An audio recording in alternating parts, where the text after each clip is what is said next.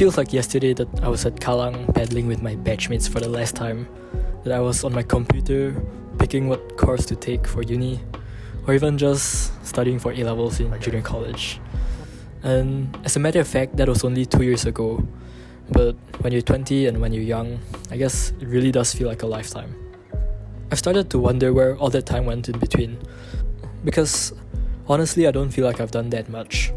Sure, I've studied a bit, made one video, gone out a bit, and then studied a bit more, but that's about it. But for some reason or another, 1,000 of decisions throughout my everyday life have led me here to this moment, to be sitting here in my chair, in my room, talking to this camera.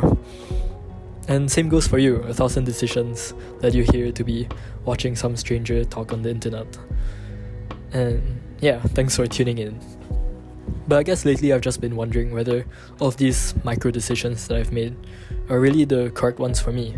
Should I really have stayed in NUS instead of study overseas? Should I really have taken business and computer science?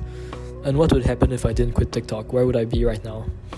And I guess I'll never know the answer to those questions. So ultimately, these choices, they feel vast and they feel really infinite. And it feels like changing one of them could really just alter the course of my entire life trajectory, for better or for worse. But really over the past few months, I really can't help but mull over all of these decisions and just play them out in my head. So I'll play out all of these different scenarios, envision all of these parallel universes, and just sort of figure out if these are other lives that I really wanted to live. And recently I came across this rather old but timeless column in The Guardian. The author talks about the effect of randomness on our everyday decisions, whether it's choosing what to eat for lunch or what to wear to sleep. And the conclusion is that it really doesn't matter, because these are small decisions that won't change your life. But it always bugged me about how the column sort of glossed over the big decisions, the ones that really matter. These really life-changing things, you know what I mean? Like the place you work, the place you study, the people you meet, and everything else in between. So let me try to give my 2 cents on that. And spoiler alert, my conclusion is the same. It really doesn't matter as much as we all think it might.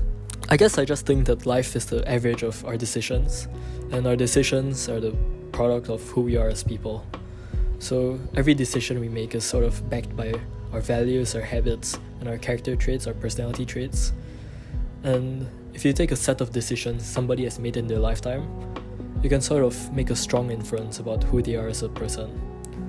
So if I were to just analyze my own life, let's say I picked a local university instead of going overseas, so maybe that shows I sort of like staying at home. I like the sense of familiarity, the security. I took business and computer science. Maybe that shows that I don't really know where I want to be, because business is a sort of general kind of major, while computer science is trending. And even though I quit TikTok, I'm making this YouTube video, so I guess that shows I just need some sort of creative outlet. If you distill all of these decisions that I've made, at the core of it, you can sort of see who I am as a person. And I think that this is something that can really be applied to everybody. So in a similar vein, I think that if we look at the big decisions or even the small decisions that we make in our everyday life, we can sort of distill some key character traits that differentiates somebody from somebody else, and that's what makes us unique as individuals. And I think that in life, if we were given any other set of big choices to make, we would make the same choices to reflect these character traits that we hold dear to ourselves.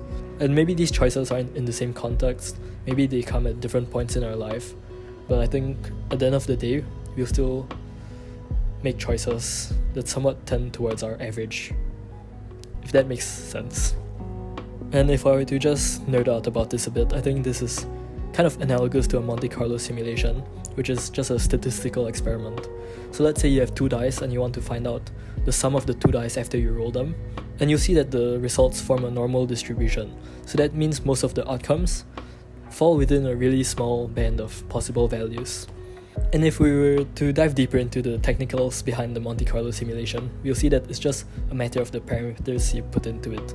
So in this case, it's the average value of a dice roll, which is 3.5, and then the standard deviation of one dice roll.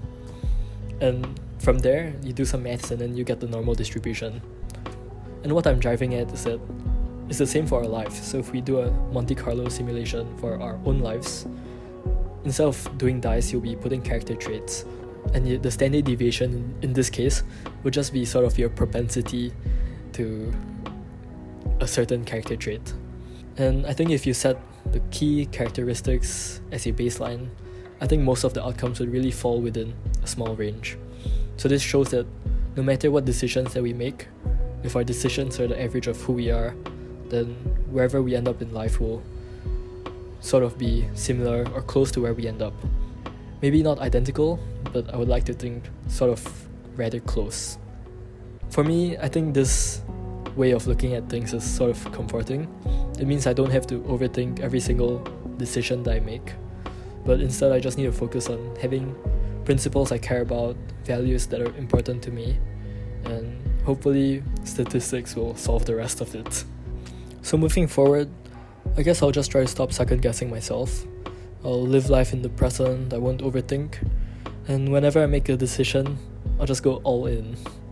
So ultimately, if you give me the chance to change any of the decisions that I've made in the past, I wouldn't take you up on that offer, because even if we can change everything, I don't think it would change a thing. Cheers.